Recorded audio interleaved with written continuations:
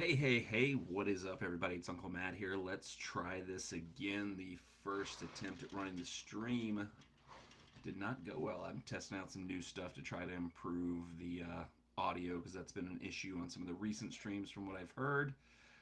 Thank you for joining in on this. As I mentioned on my live stream yesterday, I'm going to attempt to be running these daily recaps of all the happenings in the World Cup each night. Today should be pretty easy because we only had one game today, so that should be a pretty easy one to recap and talk about and recover from. Uh, Hopefully, I can keep up with this throughout the tournament. I've got should be able to watch most of the games tomorrow. Certainly, will get all three games in. Most of next week with the Thanksgiving holidays, should be able to watch all the games. So we get into like the later part of the tournament. That's where real life work stuff might get in the way sometimes. But I figure this is fun. A fun way for me to just shoot my thoughts out into the world and share them into the ether. So let's get into today. Today we started the World Cup off with Qatar, the host nation, kicking off the great celebration, the exciting World Cup of theirs against Ecuador.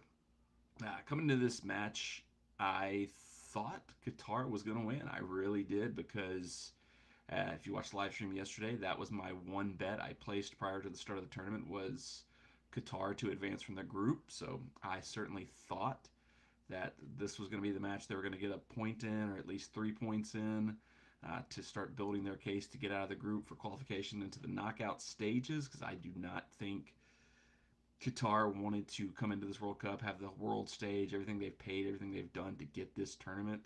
Did not think they wanted to go out quietly. And I was completely wrong. I don't know if maybe they started worrying that too many things, would be obvious if certain fraudulent activities occurred, such as bribing referees, bribing players, things like that, and they backed off and just decided to let it play out, or if maybe they're so egotistical, like everything. If you watch the Netflix documentary, you see there Amir, the guy who kind of ran their campaign to get the World Cup, how cocky and egotistical he is about everything. Maybe they really thought their team was actually good and they didn't need to spend any money to get some results for their team. But here's the truth, their team stinks. They were terrible. Their goalkeeper might have been the worst player I've ever seen participate in a World Cup before.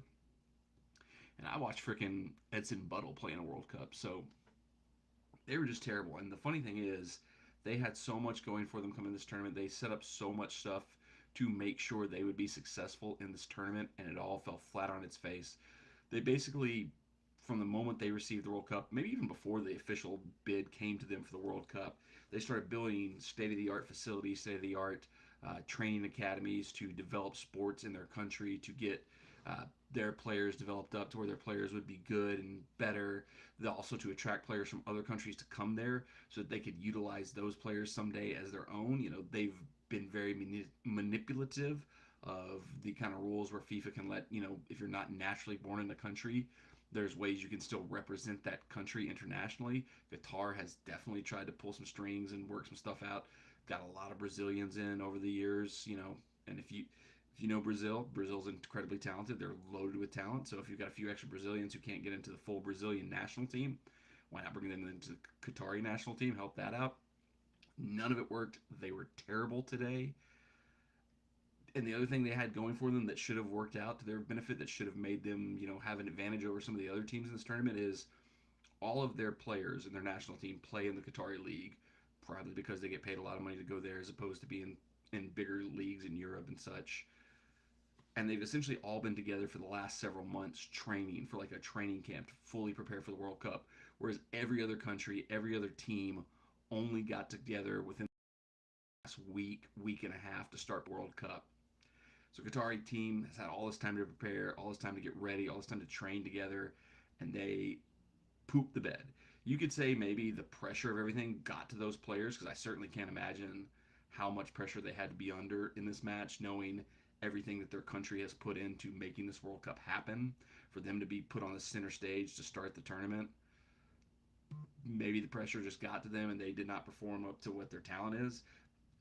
That's the other thing. They won the Asian Confederation tournament in 2019, so they're the most recent champions of Asia, which either things went on that helped them win that tournament, or I need to bet the house against every other Asian team in this tournament, because if they're the best Asia has to offer, Asia is down bad right now in this tournament. They're terrible. Their goalkeeper was horrible. He was at fault for the first goal that got stricken back. He was at fault for the penalty. All throughout the game, he was all over the place, just throwing himself all around.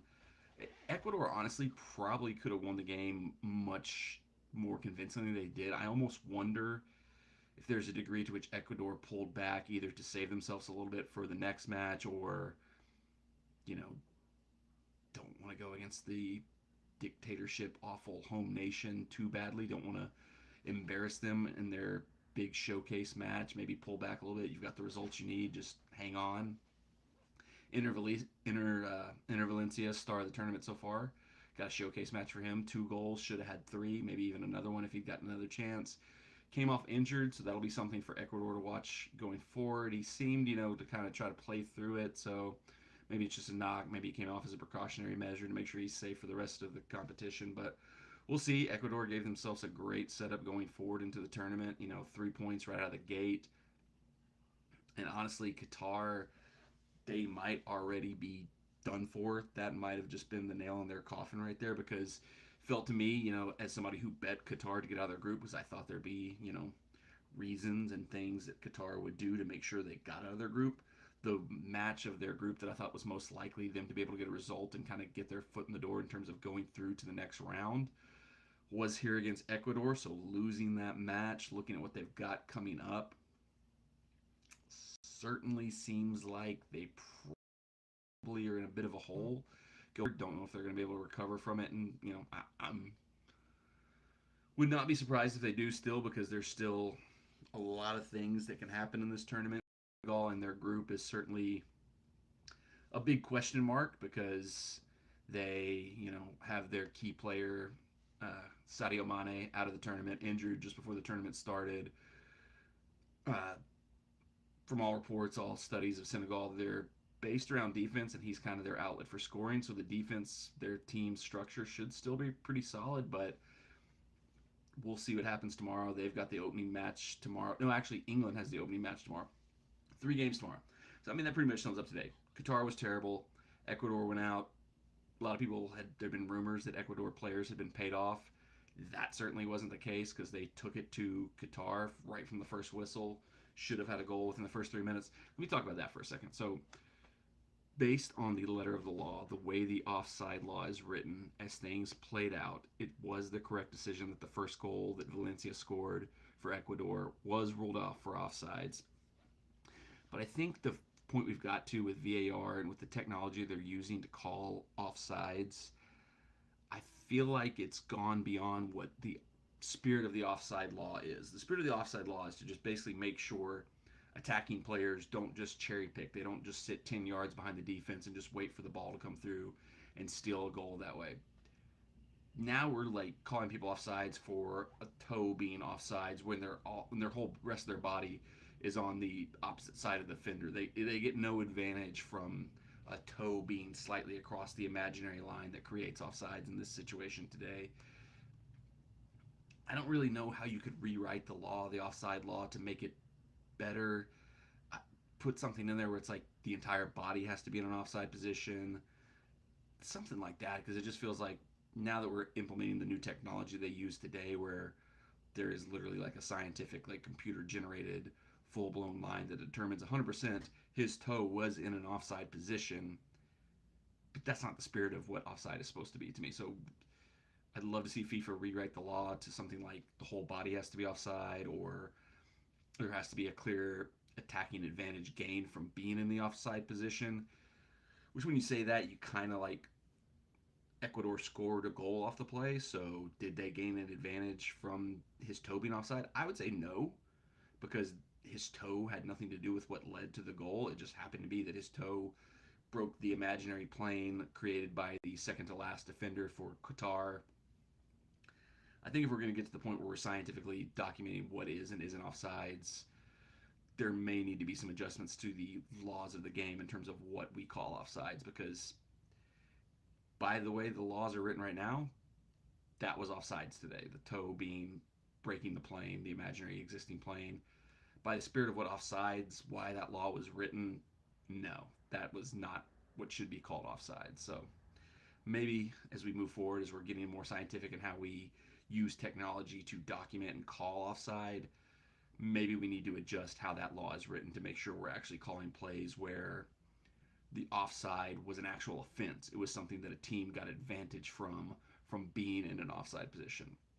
I don't know. That's for people higher up the level for me to decide. But I'm a referee myself, so that's a call. I don't referee at the levels where I'd have VAR, where I'd have computer technology marking what is and isn't offsides.